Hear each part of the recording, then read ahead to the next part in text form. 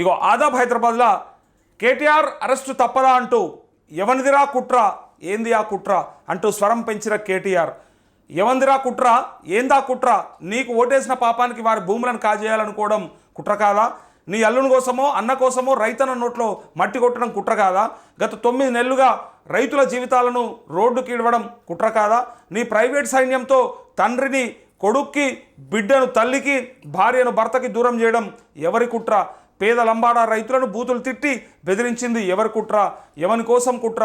మరలబడ్డ రైతులు ఎదురు తిరిగిన పాపానికి నడవలేకుండా చిత్రహింసలు పెట్టింది ఎవరి కుట్ర? 50 లక్షల రూపాయల బ్యాగులతో దొరికిన దొంగలకు రైతు కష్టం కుట్రగా కాక ఎలా కనిపిస్తుంది? నన్ను ఏదో ఒక కేసులో నువ్వు విరికించి అరెస్ట్ చేస్తావని ఎప్పుడో తెలుసు. రైతుల గొంతైనందుకు అరెస్ట్ చేస్తే గర్వంగా పోతాను. నీ కుట్రలకు భయపడే వాళ్ళు ఎవ్వరూ లేరు.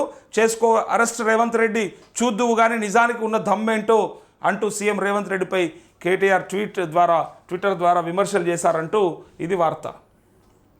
ఇక్కడ ముందే తెలిసి వరుస ట్వీట్లు చేస్తున్న మాజీ మంత్రి కేటీఆర్, నరేందర్ రెడ్డి అరెస్టు తర్వాత గులాబీ పార్టీలో టెన్షన్, రిమాండ్ రిపోర్ట్లో ఎమ్మెల్యే కల్వకుంట్ల తారక రామారావు పేరు, నరేందర్ రెడ్డి వాంగ్మూలంతో రంగంలోకి దిగిన పోలీసులు, దాడికి ముందు సురేష్, పట్నం, కేటీఆర్ మధ్య వరుస కాల్ డేటా లీక్తో కేటీఆర్ గుండెల్లో వణుకు అంటూ ఈ వార్త అరెస్టుకు సంబంధించినటువంటి వార్త.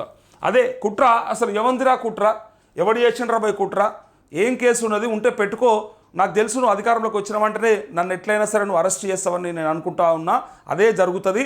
అరెస్ట్ చేసినా నేనేం భయపడను, చక్కగా రైతుల పేరే కాబట్టి రైతుల మీదనే అంటే రైతుల సమస్యల మీదే కాబట్టి గర్వంగా పోతా, అంతే తప్ప నాకేం ఇబ్బంది లేదు అని చెప్పి కేటీఆర్ అంటా ఉన్నాడు. దీంతో పాటు ఇక్కడ అది ముందే పసిగట్టి ఆ విషయాన్ని ముందే పసిగట్టి ఆయన ట్వీట్లు చేస్తూ ఉన్నాడు, ఎక్స్ వేదికగా ట్వీట్లు చేస్తూ ఉన్నాడు. సో నరేందర్ రెడ్డి అరెస్ట్ తర్వాత గులాబీ పార్టీల టెన్షన్ అని చెప్తా ఉన్నారు. టెన్షన్ ఏముంటుంది, ప్రతిపక్ష పార్టీలు ఎప్పటికైనా సరే ప్రజల పక్షాన మాట్లాడుతున్నప్పుడు వాళ్ళపైన ఎట్లయినా ఇట్లాంటివి జరుగుతూనే ఉంటాయి. సో వెళ్తే వచ్చేది మైలేజ్ వీళ్ళకే, మళ్ళా ఇదేమీ ప్రభుత్వానికి ఉపయోగపడే విషయం కాదు. ఇది ప్రతిపక్ష పార్టీ నాయకులని ఎప్పుడైనా సరే జైళ్ళకు పంపించినా లేదంటే కేసుల పాలు చేసినా ఆ మైలేజ్ అంతా కూడా ప్రతిపక్ష పార్టీ నాయకులకు, ప్రతిపక్షానికే కలిసి వస్తుంది తప్ప అధికార పార్టీకి ఎప్పటికీ కూడా రాదు. ఎందుకంటే ఒక రకమైన వ్యతిరేకత వచ్చేస్తుంది.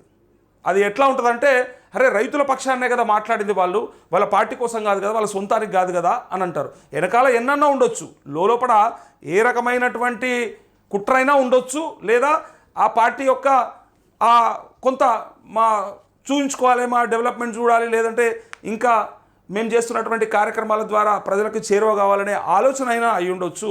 వాళ్ళు ఎట్లయినా చేస్తారు, అది కుట్ర అయినా అయి ఉండొచ్చు. ఇటుపక్క ప్రజలకి ఎట్లయినా సరే ఏదో రకంగా హెల్ప్ చేసిన వాళ్ళం అవుతామని చెప్పి 2 రకాలు ఉంటుంది. ఎప్పుడైనా వాళ్ళకి చివరికి కావాల్సింది ఏ పార్టీకైనా ఏ నాయకుడికైనా ప్రజాదరణ. దాంట్లో ఏదైనా ఉండొచ్చు, నెగిటివ్ ఉండొచ్చు, పాజిటివ్ ఉండొచ్చు. దాని ద్వారా రావాల్సింది వాళ్ళకి మైలేజ్ అంతే.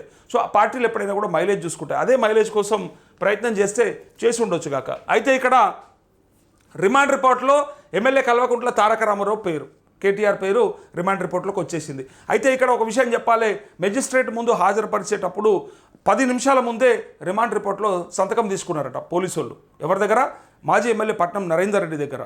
అంటే ఇదంతా కూడా ఎట్టి పరిస్థితులలో ఇటు పట్నం నరేందర్ రెడ్డిని ఫస్ట్ సురేష్, తర్వాత పట్నం నరేందర్ రెడ్డి, తర్వాత కేటీఆర్, ఫైనల్గా వాళ్ళ టార్గెట్ వచ్చి కేటీఆర్. ఈయన సురేష్ అనేటైనా నరేందర్ రెడ్డితో 84 సార్లు మాట్లాడిండు కాబట్టి, ఈయనే కేటీఆర్తో ఒక 5-6 సార్లు మాట్లాడిన విషయం తెలిసింది కాబట్టి, ఇందులో ఎవరున్నారు, ఎవరి వల్ల ఇది జరిగిందని చెప్పి ప్లాన్ చేసుకొని పక్కాగా ఇది పక్కా సమాచారంతో జరిగింది. అండ్ ప్లాన్ చేసి వీళ్ళు ఎట్లయితే ప్లాన్ చేసి అక్కడ కలెక్టర్ పైన సరే అది దాడి అని అనొచ్చా, లేదంటే వ్యతిరేకత తెలిపిరు, నిరసన తెలిపిరు అనుకోవచ్చా, ఆ సంగతి పక్కకు పెడితే ఇక్కడ వీళ్ళు కూడా అంతే, ఎవరెవరు ఇందులో పాల్గొన్నారనే దాన్ని కూడా కరెక్ట్గా కూపిలాగి ఫైనల్గా కేటీఆర్ అరెస్టే దారి తీసినట్టు కనిపిస్తూ ఉంది.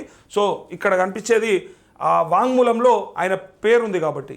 అయితే నరేందర్ రెడ్డి వాంగ్మూలంతో రంగంలోకి దిగిన పోలీసులు, దాడికి ముందు సురేష్, పట్నం, కేటీఆర్ మధ్య వరుస కాల్స్. ఇందాక నేను చెప్పినట్టు ఇటు సురేష్ ఏమో పట్నం నరేందర్ రెడ్డికి కంటిన్యూ కాల్స్ చేస్తా ఉన్నాడు. కొంతమంది అంటారు ఎందుకు ప్రతిపక్ష నాయకుడు ఒకటి, రెండవది వాళ్ళ మాజీ ఎమ్మెల్యే ఏం మాట్లాడకూడదా అని, ఏమన్నా మాట్లాడకూడదని ఉందా అంటే మాట్లాడవచ్చు. కానీ అన్నిసార్లు మాట్లాడిర్రు అంటే ఖచ్చితంగా దాని వెనకాల ఏదన్నా ప్రేరేపించే అవకాశం ఉందేమో, మీరు ఇట్లా చేయండి రాబాయ్, అట్లా చేయండి రాబాయ్, ఏం కాదు, ఇట్లా చేస్తే అట్లయితుంది, అట్లా చేస్తే ఇట్లయితుంది అని ప్రతి నిమిషానికి అప్డేట్ ఇస్తూ ఏదన్నా కావాలి కుట్రపూరితమైనటువంటి ప్రయత్నం చేసిండ్రేమో అనేదే ఇక్కడ అనుమానం.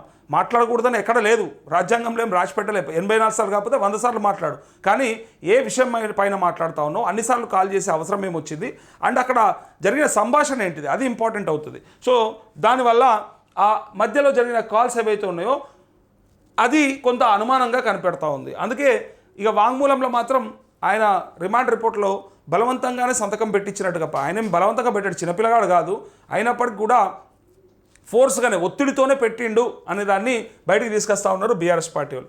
అయితే కాల్ డేటా లీక్తో కేటీఆర్ గుండెల్లో వణుకు అని మొత్తానికి కేటీఆర్ అరెస్ట్ అవుతాడు అనే దాన్ని పెద్దగా రాసిర్రు. ఈ పత్రిక కాదు, మీరు చూడండి, ఇగో ఇది దిశలో కూడా ఇగో ప్రీ ప్లానింగ్ అరెస్టు ప్రచారం నేపథ్యంలో కేటీఆర్ అలర్ట్, ముందస్తు ఏర్పాట్లు వ్యూహాలపై ఫోకస్, జైలుకి వెళ్తే నేతలు అనుసరించాల్సిన స్ట్రాటజీస్పై డిస్కస్. బుధవారం రాత్రంతా నందినగర్లోనే హరీష్ రావు ఎమ్మెల్యేలు నేతలు సైతం భవన్లోనూ పార్టీ ముఖ్య నేతలతో మీటింగ్, కార్యాచరణపై సమాలోచనలు, మండల నియోజకవర్గ కేంద్రాల్లోనూ నిరసనలకు ప్లాన్, ఉద్యమ స్థాయిలో ఆందోళనలకు ప్రణాళికలు అంటూ ఇగో ఎక్కడికి వెళ్ళి ఈ పత్రిక కూడా ఇదే రాసింది. ఈ వెలుగు పత్రిక చూడండి,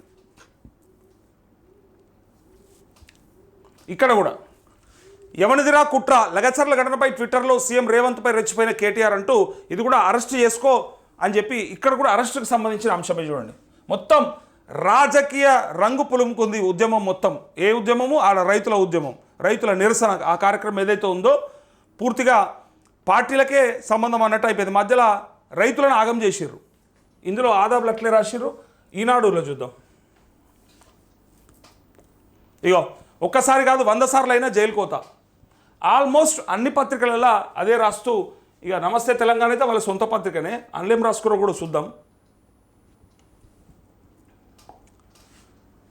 ఎన్నెన్నో అరెస్ట్ అవుతాడని చెప్పారు, ఎన్నో స్కాములు జరిగినాయి ఈ రాష్ట్రంలో, మొత్తం లక్షల కోట్ల దోపిడీ జరిగింది, 1000 ఎకరాల భూములను కబ్జా చేసిరని చెప్పారు. ఏమైంది? వాటిపైన విచారణ జరిగి దానిపైన జైలుకి వెళ్తాడేమో అని అనుకుంటే చివరికి ఇది అంటే కలెక్టర్ పైన దాడి అనేది తప్పే, దానికి సంబంధించినటువంటి సెక్షన్లు కేసులు నమోదైనాయి. అయితే ఇక్కడ రైతుల కోసం పోతున్నా అని చెప్పుకుంటాడు. నష్టమేముంది ఆయనకి? ఏమనంటే నేను చేసిన అవినీతి కోసం పోవట్లేదు, ఏదో అక్రమాలు చేసిన అవినీతి చేసిన అని జైల్లో పెడతలే రేవంత్ రెడ్డి, నన్ను రైతుల కోసం పోరాటం చేస్తే పెట్టిండని చెప్పుకుంటాడు. ఆయనకే మైలేజ్ కలిసి వస్తుంది అది. ఇగో తెలంగాణ ప్రజల కోసం 100 సార్లు అయినా జైలుకి వెళ్తా అంటూ ఇక్కడ కూడా జైలు కథనే. మొత్తం ఎక్కడ చూసినా సరే, ఏ పత్రికలో చూసినా సరే కేటీఆర్ జైలు ముచ్చటనే వస్తూ ఉంది. బట్ అవకాశం ఉందా? కేటీఆర్ జైలుకు పోయే అవకాశం ఉందా అనేది ఇక్కడ ప్రశ్న.